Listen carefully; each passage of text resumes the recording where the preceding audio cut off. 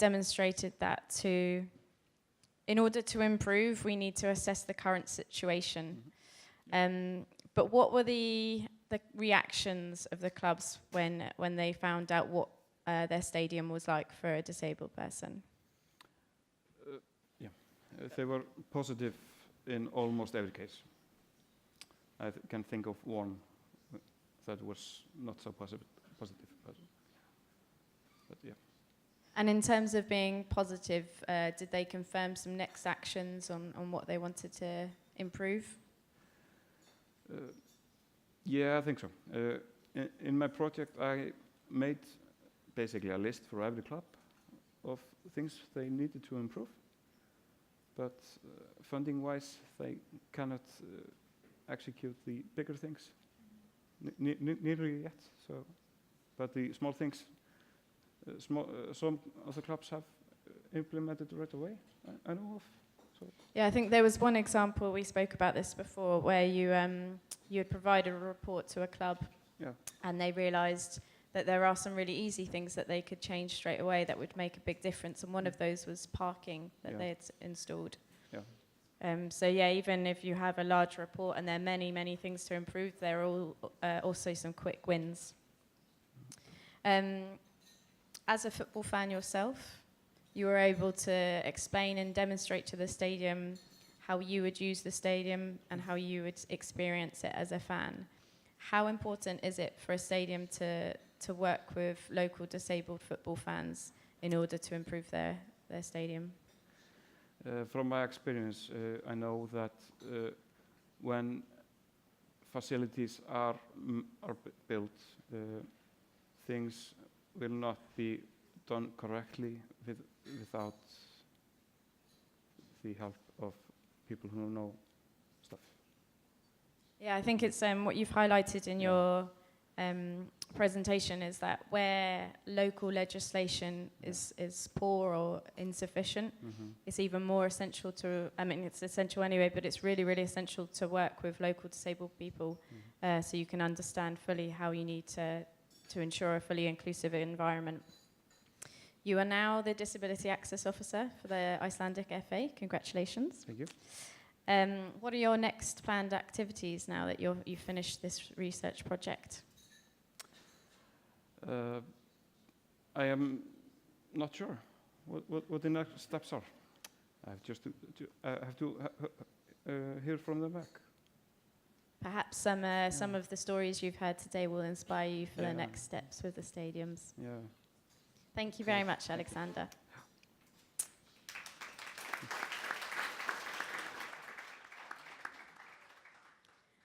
So we're now going to turn to John, Disability Access Officer of Tottenham Hotspur. We've heard this morning about the importance of disabled fans' feedback to ensuring a fully inclusive and welcoming experience. Can you tell us a little bit about the process you've gone through in order to ensure that experience at the new stadium? Thank you, Jo. I remember when I took this role on 2.5 years ago, and one of the first meetings I had was with Joyce Cook and Ruth Hopkins of Level Playing Field, sat in her office. And I left with a message ringing in my ear of, don't forget the fans and keep access top of the agenda, whatever you do on a daily basis. And so I went back, and at the time we were building around our existing stadium, so we were still completing matches and still had this building site around it. And I wanted to understand what it would be like for someone with a disability, regardless of whatever that disability impairment was, to go to a match. I don't want to know what it's like as a wheelchair user. So I created a panel of pan impairment group where we had representation of fans who were wheelchair users, who we had experts from the Royal National Institute of the Blind, so we were looking blind and visually impaired, the Royal Association of the Deaf, we had people who had mobility impairments. So I wanted to go right the way across the spectrum here to understand what each individual would want of this new stadium. And this group have stayed together and are still together and advised what we do with the stadium. For example, and it's really good to see now because we've got Tottenham Experience, our superstore open now. When we first pitched this to our Disabled Supporters Association, there were a number of wheelchair users in the room who said, this is really good you put platform lifts in there because we've got a mezzanine level, but on a busy match day, to get to them is going to be quite difficult through traffic. So we put in an extra platform lift and created a different entrance for wheelchair users to be able to use on a match day. And that was just a concept at this stage. And I went in the other day with a wheelchair user for the first time with a wheelchair user, and to see them use this entrance, to use this platform lift that had been a plan over 2 years ago was fantastic. The other thing we did is we've audited every single one of our disabled supporters. So we have a database now of about 1,500 supporters. And I understand their access requirements individually because each one will fill a form in and send that to a form to the club so that we can document information about it. So when I'm asked, but do we need power in there for people with electric wheelchairs, I can turn around with data and say, well, actually 40% of our wheelchair users have either got a power chair or a scooter. So I can back that data up, and it continues that process. What it also does is when we've got people who are coming to the games for the first time, is they actually embrace that fact that we want that information from them, that nobody objects to giving that information, because what they're seeing is a club and people that are interested in what their access requirements are truly, so that we can make their match-going experience as good as possible. Thank you, John. How important is it to work and collaborate with both experts in disability and accessibility and the users themselves, and to ensure a pan-disability representation? I think it's very important. I knew very little about building regulations when I started this. So I've had to learn a lot about building regulations because I have to talk to a lot of builders, and at first I hadn't got a clue what they were talking about, so I thought I'd better learn a bit more and understand all of the different aspects of the build. I have to have product champions or project champions in every area of the stadium because I can't be in that stadium build all of the time. So I need people on board within that. So if I understand what they're doing with the stadium and how they're building that particular area. One example at the moment is we're building a sensory suite in the new stadium. I've consulted with families of kids we have on our database and with our supporters with autism, both those who attend the matches and those who'd like to attend the matches but aren't sure whether their child could attend the match. I've worked with National Autistic Society, I've worked with other independent experts to understand it, and I'm a parent of a child with autism as well, so I have sort of first-hand experience. But I wanted this to be a really great environment for someone with sensory difficulties when they're in the stadium, to be able to not to be an area where they hide in, but to be an area where they feel safe in, so it enables them to continue their journey, to be part of that stadium and to be in the bowl in that stadium. And so I think it's vitally important that me as the DAO I'm not an expert in all of these matters. There are people with far more expertise, and that we consult those experts, but also consult the end users as well. And to go in there this week, and I went in there to look at the fit out with it, is fantastic to see it coming to life now. The other thing I did is to go and look at other stadiums as well and what they've done, and to see it in a match day practice, not just to look at a bare building on a non-match day, but to look at it operationally on a match day as well, so that we can look at how best we can operationally manage it ourselves on a match day. Thank you, John. You just sort of went nicely into my next question there. So we've talked a lot throughout the day about working with different disability NGOs and working with disabled football fans. Is there also a value in working with other football clubs, both in terms of in the UK for you and then abroad? Yeah, definitely. I work very closely with other DAOs, both in England and within Europe. We're lucky within the Champions League, where the Jochen from Cafe has created a group and a forum where we can meet other DAOs. So I've met up with my counterpart.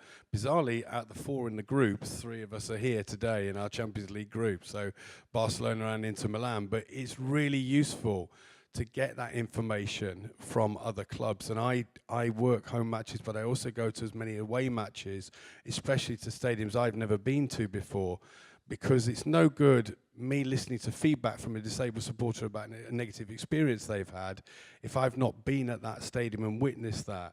And it also enables me to give information prior to them attending that stadium that if there is an area that maybe access may be difficult pre-match going in, I can explain that. We can work together with the stadium to enable access. And that definitely happened when we went to Inter Milan earlier this year. And that was down to us just talking to Inter Milan and understanding a lot more about their club and the access routes that were taken to stadiums. So I think it's vitally important we talk to each other. And we were with Owen from Level Playing Field at a DAO meeting for clubs in the Premier League in London on Wednesday, I think it was. I've lost track of this week, but I think it was on Wednesday.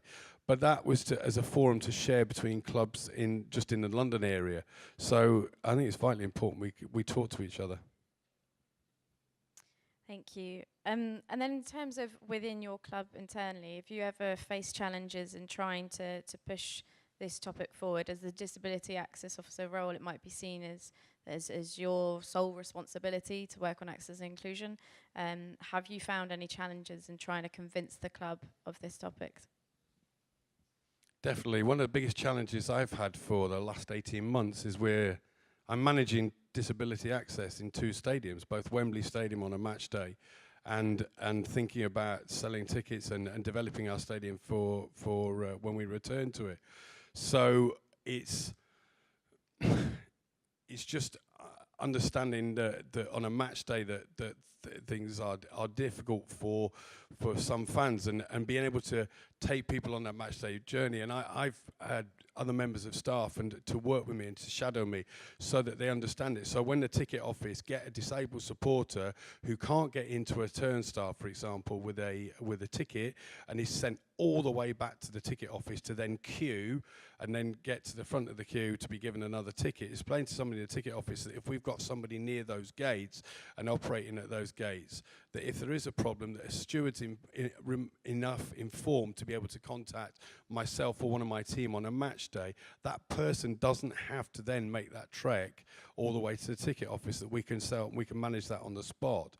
I think one of the biggest challenges I've had is going back to what I said right at the beginning, and that meeting with Ruth and Joyce was keeping the access at the top of the agenda. And my job, to coin a nice phrase from the British, is to be a pain in the arse in the club.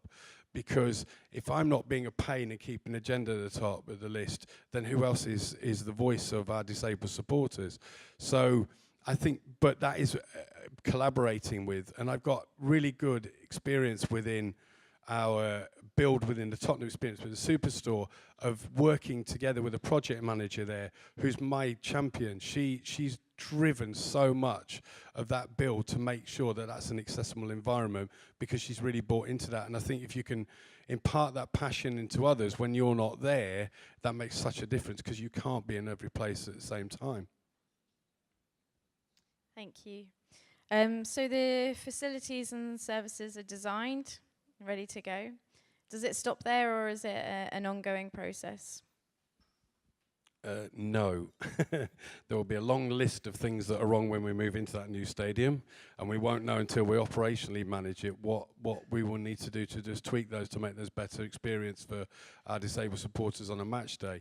One of the things that we're looking at the moment, especially, and that's been a very useful experience for me to be able to go and manage a large stadium like Wembley on a match day, is looking at something like non-visible disabilities and understanding that some stewards don't have that training, and therefore if someone wants to come in through an access gate or to use a lift and then is met with a response, well, you don't look disabled or you're not in a wheelchair, you can't use this lift, then they need some training. So one of the things we've done a lot of training with our stewards for the new stadium, looking at non-visible disability awareness training. We're now looking at developing some training with autism awareness, and we're also looking at doing, it was really nice to see that video from Red Bull Leipzig were looking at the signing when someone was getting a food and drink, because we're looking at doing that with our retail staff and our stewards of just some basic sign language, just to make the experience better for everybody concerned there. Thank you very much. So I think from these presentations and from these answers, from these questions, we've seen that collaboration really is the key. And it's great that we can have these few days together to learn from one another and share best practice. So I encourage you to continue doing that throughout the rest of this conference. We've now got a little bit of time for a couple of questions.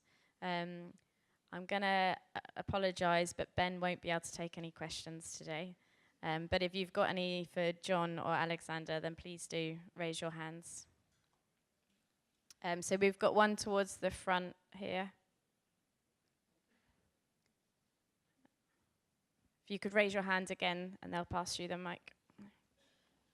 And if you could just clarify who the question is to. Ich heiße Josef Hafis, Austria Wien. Ich hätte eine Frage zuerst zu der Präsentation des Stadions in Gibraltar. Also ich bin ein bisschen verwundert, vielleicht kenne ich mich nicht ganz aus, aber es sind 60. Geht's? Also, okay. Noch einmal zur Frage bezüglich des Stadions in Gibraltar. Ich finde es sehr löblich, dass in die Richtung was getan wird. Deswegen sitzen wir auch alle hier und hören dazu. Aber mir ist aufgefallen, dass insgesamt 87 Rollstuhlplätze im Stadion sind, 60 davon in einem bestimmten Block, VIP-Area oder so.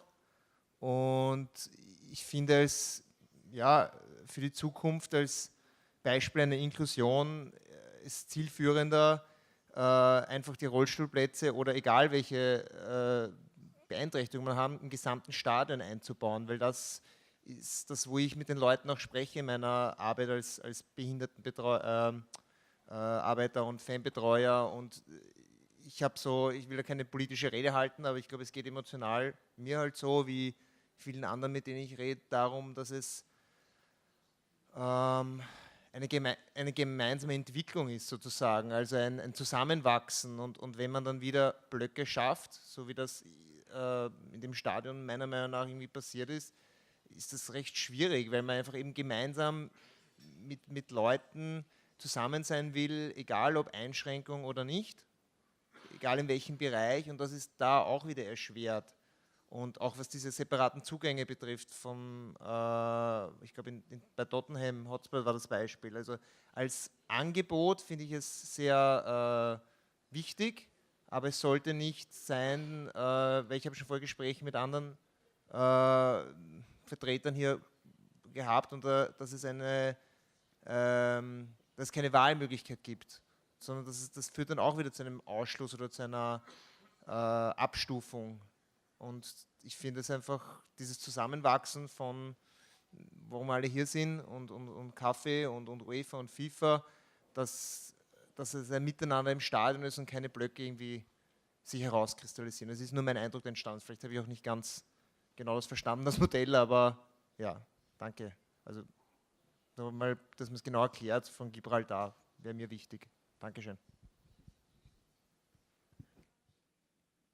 Okay, thank you very much. In terms of the Gibraltar Stadium, for the wheelchair user spaces, they are split across each stand, but it's true that they're on one level. So I'm not sure if that's what you meant from your point there. And it's something that we can definitely feed back to the Gibraltar Football Association, because the stadium isn't built yet. So there's still time to change designs to make sure it is truly inclusive. But there are spaces in both home and away sections and across every stand. Are there any other questions at all?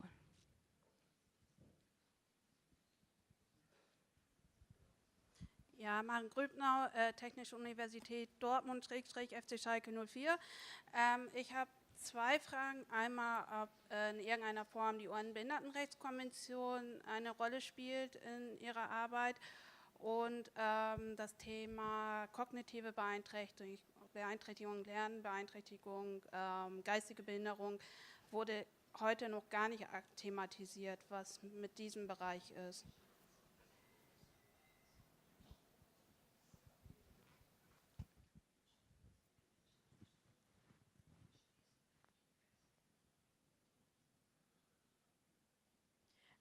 Is that question aimed at anyone specific?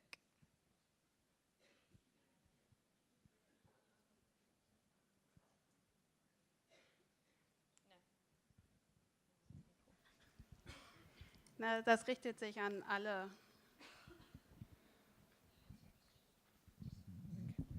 Okay, thank you. So from what I know of the Gibraltar Football Association project, part of looking at mental disabilities is the provision of the sensory viewing area.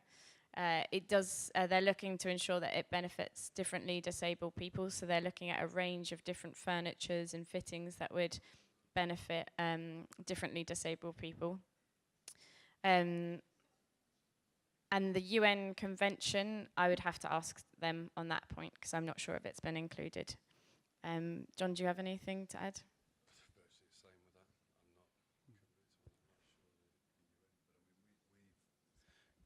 I'm not sure on with the UN side of it. I know with, we've met our building regulations, we've met our accessible stadia guidelines for the UK. In fact, we're exceeding those. We're also working together with our community foundation that sensory room isn't just going to be for match days. If we're going to work with our foundation, they're working with local groups to look at areas of like Alzheimer and dementia and groups like that. To sporting memories is one that they're looking at, to do that within the stadium bowl so that people are actually feeling part of that club and part of the community.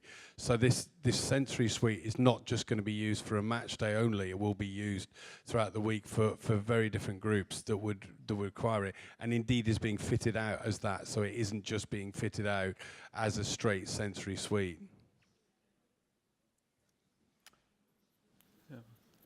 I don't think I have much to add from me, because in the stadium in Iceland, the facilities are rather primitive. So in my study, it was just the point of looking into wheelchair access was the most straightforward way for us.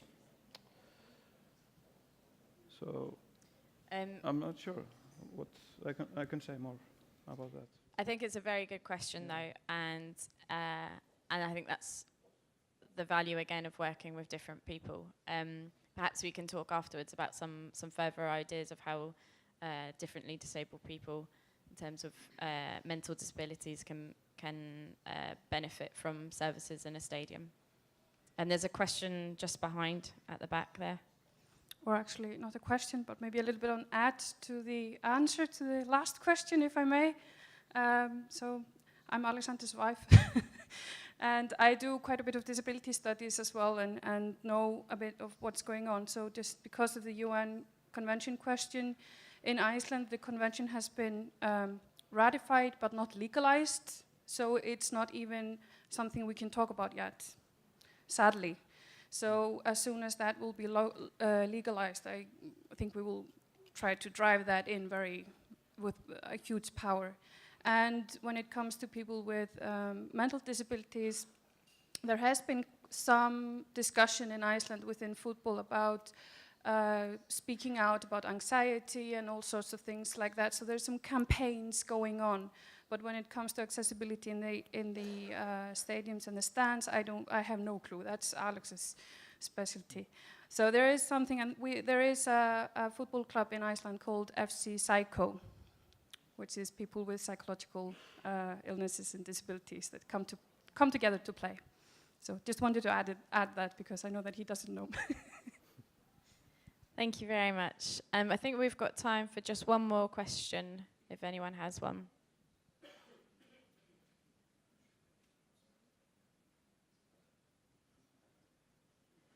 Okay, so we'll go on to the next part of this evening. So just so